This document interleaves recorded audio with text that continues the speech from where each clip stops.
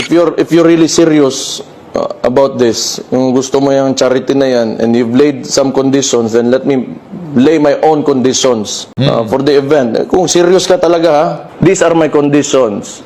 Pakiusapan mo yung amo mo na presidente, and let it come out of his mouth that all elected officials should undergo a hair follicle drug test. Papalagan ko yung charity mo na yan. Bakit kailangan pang maging utos galing sa presidente? Elected official ka, di ba? Why not lead by example? Drug test ka na! Umpisahan mo na! Anak ka naman ang timaklo mo. Dami-dami mong sinabi, duwag ka rin. May pinagmanahan. Talks like Rambo, walks like Barbie. By the way, kinumpirma pala ng Manila Bulletin yung ating sinabi kanina. Oo, may kumakalat siyang video na nagtitraining siya. Yan. Nalala niyo yan? Kanina, nakita ko sa inyo yan eh. Job Street. Yan. So, kinumpirma na mga kababayan ng Manila Bulletin, nagsalita po ang Davao PIO, na yung nag-viral na training video ni Baste Duterte, isang old video. Ayan, oo. Sabi ko sa inyo kanina, old na yan. Tattoo pa lang, tingnan nyo pa lang yung mga tattoo iba na luma. Alam nyo na agad na luma na. So, eto, fake news na naman, galing sa mga DDS. Mahilig sila sa ganyan mga DDS. Ganun ang kinakahiligan nila sa buhay, puro fake news. Pero mga kababayan, para sa akin, ang highlight of the day, yung umamin si Baste na naduwag siya kay General Torre. Oh. Practically, he admitted na naduduwag siya kay General Torre. My goodness. Hamon-hamon ka ng suntukan. Ikaw yung naghamon Oo. Tapos, ang ending, ikaw pa yung gagawa ng mga alibay o palusot para hindi matuloy. Grabe naman. Akala ko ba matatapang ang mga Duterte? Matapang lang sila pag merong ibang taong tatrabaho ng gusto nila.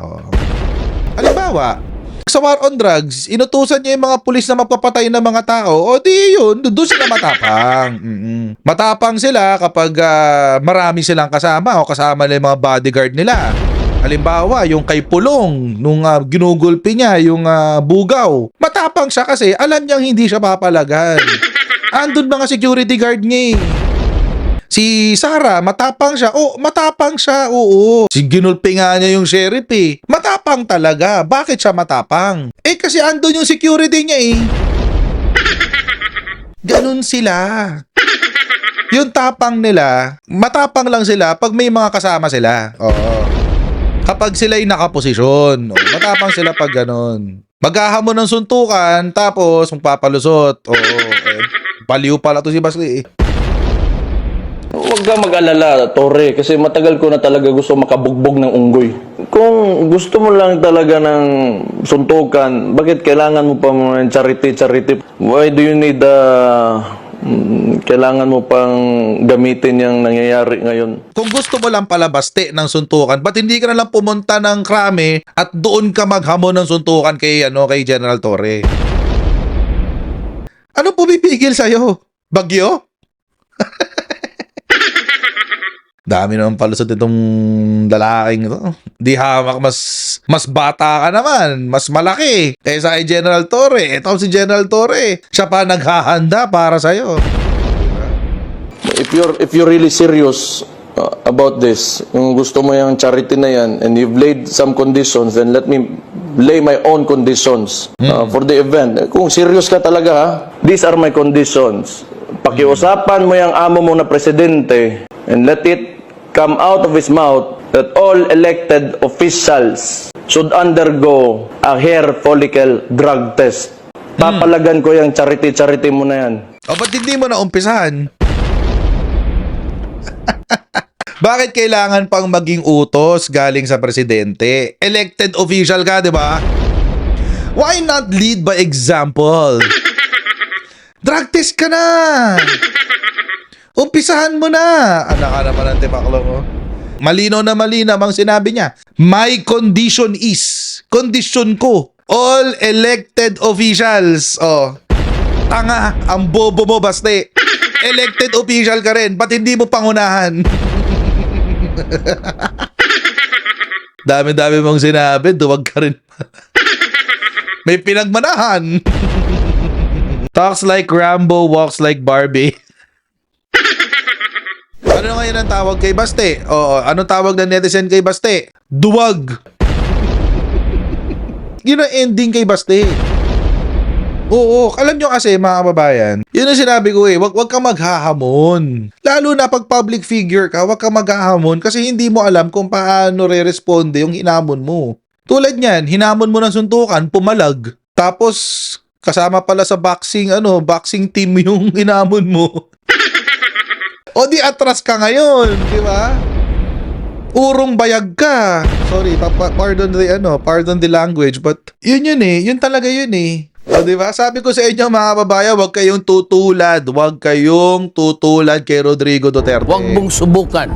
Masisira ang buhay mo. Tingnan mo, ginaya niya yung tatay niya o din ngayon sira ang buhay niya. Tapos yung image nila angas. Yun lang naman ang meron sila eh. Yun lang ang meron sila. Wala naman sila utak eh. Si Sara Duterte nga, hindi ko alam kung paano nakapasa ng bar yan eh. Kasi tinan nyo naman, ang may utak lang talaga sa kanila, yung tatay. And we have to give credit where credit is due. Kasi hindi naman magtatagumpay yung Duterte crime family kung aangat-angat yung tatay. Diba? So dahil mukhang hindi na matutuloy yung boxing na yan, magpapamudmud na lang daw ng ayuda itong sila General to.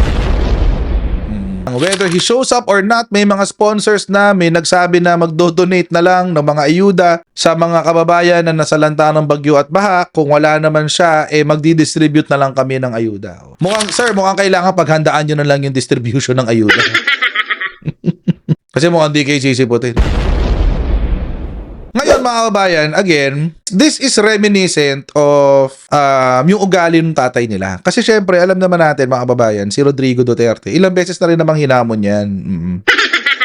Example, hinamon siya tungkol sa kanyang bank account.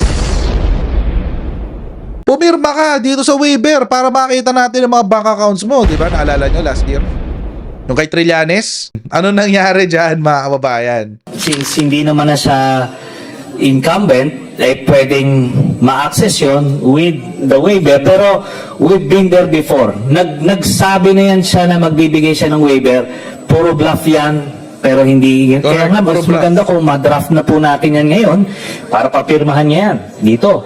No? Para wala nang alibay. Just so that we can put to rest this issue of waivers, because it's been going back and forth. Waiver na. Will the Amo na ng former waiver. president be okay that if we draft the waiver now, that it be signed today instead of tomorrow? Ipit. Would you be fine with that, Mr. President? Anong kapalit, sir? Hindi. Sampalin ko siya sa publiko. Yeah. Wala naman. Ngayon na. Wala pong ganunan. Chairman. I'll give you sasampalin ko sa Chairman. session suspended. Session suspended. Tara, halika na. Ayan o, tinan nyo. Sabi ni Trillanes, tara, halika na. Sampalin daw, tara, halika na. Tinan nyo, hinamon, di ba? Naghamon siya. Kapag daw nasampal daw niya si Trillanes, pipirma siya. Ano sabi ni Trillanes? Siguro iniisip ni former Senator Trillanes, sampalan ba? Wala problema. Sampalan pala eh. Si sabi, tara, halika na. Tapos lolo. Ang bibilis ng security ni Digong, nakapalibot agad kay Trillanes, no? Yan yung ibig kong sabihin, mga kababayan. Matapang lang sila kasi may security sila. Diba?